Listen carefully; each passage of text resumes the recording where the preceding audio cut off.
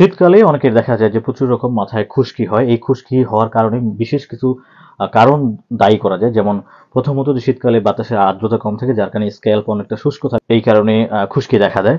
অথবা আপনি শীতকালে অনেকে গরম পানি ইউজ করেন বা মাথায় গরম পানি ইউজ করার কারণে অনেকের খুশকি হতে পারে।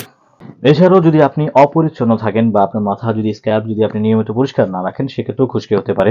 বিশেষ আরেকটি কারণ আছে যে কারণে মাথায় স্ক্যাল্পে বা খুশকি হয়, সেটা হচ্ছে ছত্রাকের আক্রমণ বা ফাঙ্গাল ইনফেকশন। ফাঙ্গাল ইনফেকশনের কারণে মোস্টলি দেখা যায় আমাদের মাথার মধ্যে সবচেয়ে বেশি খুশকি হয়ে থাকে। এছাড়াও কারো যদি ভিটামিন বি বা জিঙ্ক অথবা ওমেগা 3 ফ্যাটি অ্যাসিডের ডেফিসিয়েন্সি অথবা ঘাটতি দেখা যায় সেক্ষেত্রেও খুশকি হতে পারে।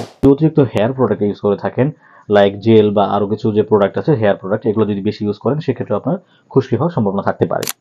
এখন আমরা কথা বলবো এটা থেকে কিভাবে প্রতিকার পাবেন বা আপনার খুশকি হয়ে গেছে সেটা যাতে না হয় বা সেটা কিভাবে প্রিভেন্ট করবেন। এটার জন্য আমরা সাজেস্ট করে থাকি কিটোকোনাজল শ্যাম্পু ইউজ করার জন্য। এটি অ্যান্টি ফাঙ্গাল একটা টপিক্যাল ইউজ করা যায়, টপিক্যাল শ্যাম্পু হিসেবে পাওয়া যায় এগুলো।